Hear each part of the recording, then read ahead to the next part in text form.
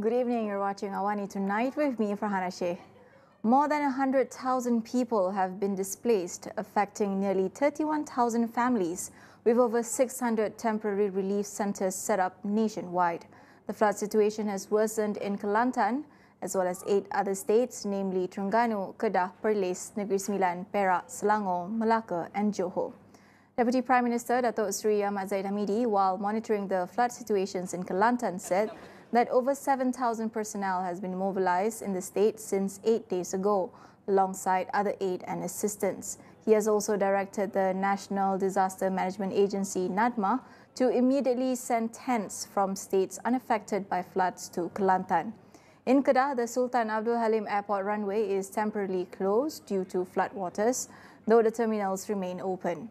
Earlier, the Federal Centralised Disaster Operations Control Centre was activated to coordinate and monitor rescue operations as well as manage flood victims, while the Special Malaysia Disaster Assistance and Rescue Team SMART has also been mobilised to assist search and rescue operations in affected states, especially in Kelantan.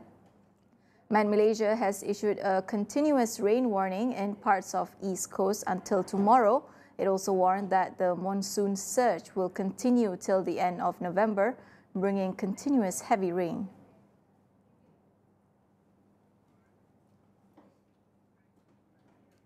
Prime Minister Datuk Seri Anwar Ibrahim has mobilised all government resources and cancelled federal ministers' leave to address the severe flooding. He says it is critical that all ministers be involved in flood mitigation efforts, instructing them to head to the affected areas. Meanwhile, the Domestic Trade and Cost of Living Ministry assured that there are adequate supplies of essential items for all states, with a special license already issued to wholesalers to increase stocks by up to 30%. Deputy Prime Minister Datuk Seri Ahmad Zahid Hamidi earlier warned of a major tidal surge expected on the east coast next week, which could exacerbate the flooding. Experts warn this year's floods could be the worst in a decade, surpassing the 2014 Bah Kuning disaster. Meanwhile, students at public universities impacted by the floods will receive support from their respective institutions. Higher Education Minister Datuk Seri Zamri Abdul Qadir says this will include food baskets and transport assistance.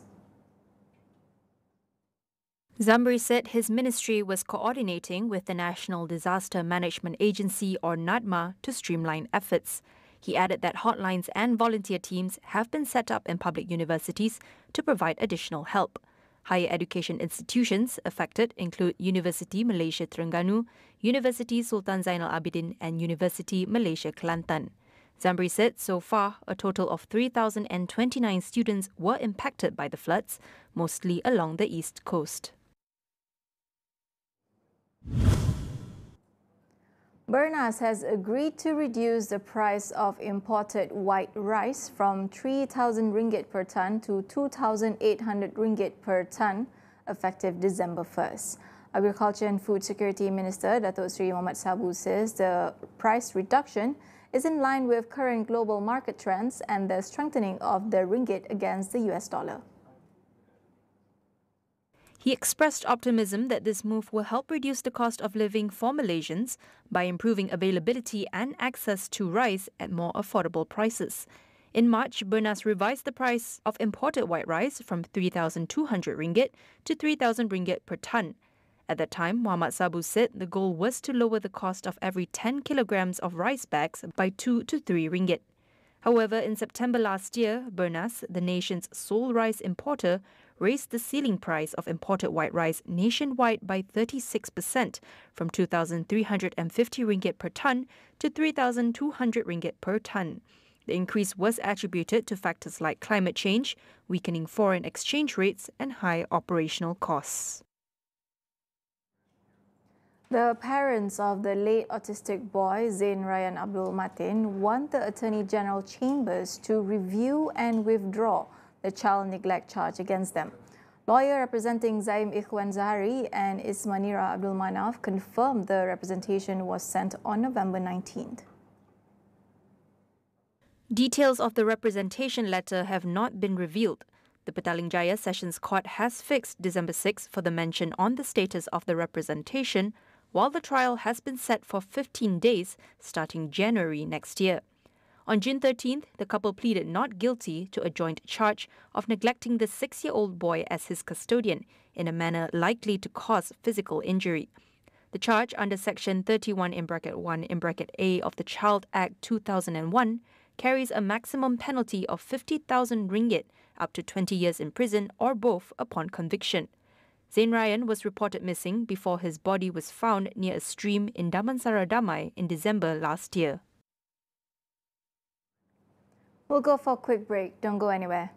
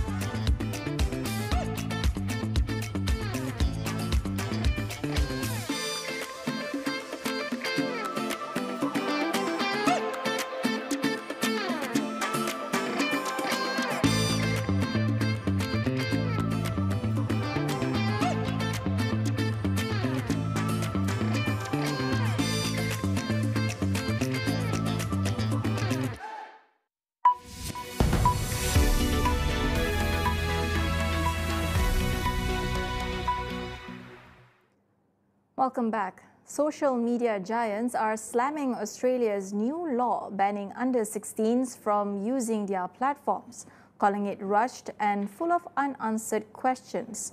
The law, approved late Thursday night by Australia's Parliament, sets a global benchmark with some of the toughest regulations targeting big tech.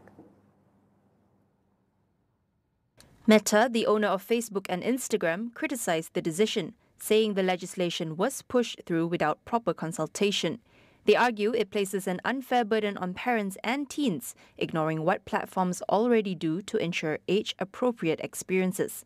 TikTok also hit out at the law, expressing disappointment and accusing the government of ignoring mental health and online safety experts who opposed the ban. UNICEF Australia joined the debate, warning that the law isn't a silver bullet against online harm and could drive young people to unregulated spaces. The law imposes fines of up to $32 million for non-compliance.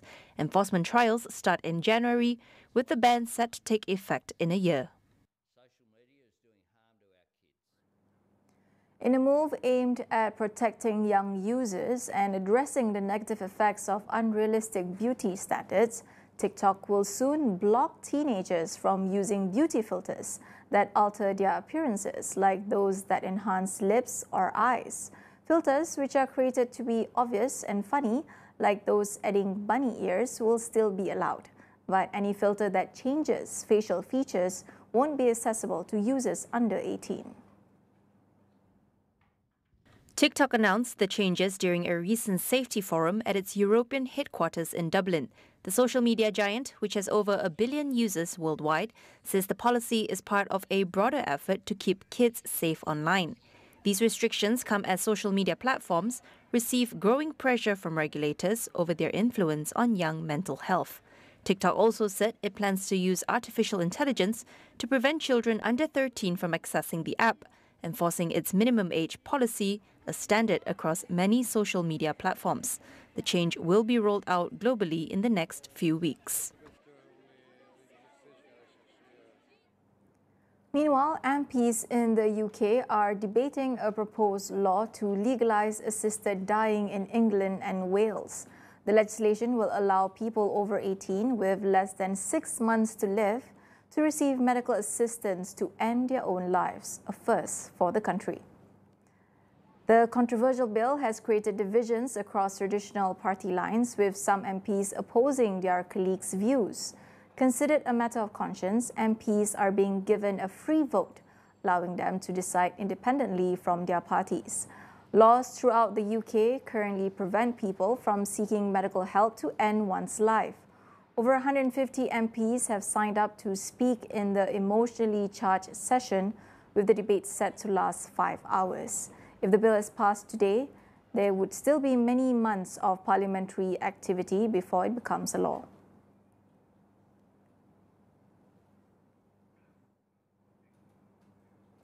Over in the US, outgoing President Joe Biden hopes his successor, President-elect Donald Trump, will rethink his plan to impose tariffs on Mexico and Canada.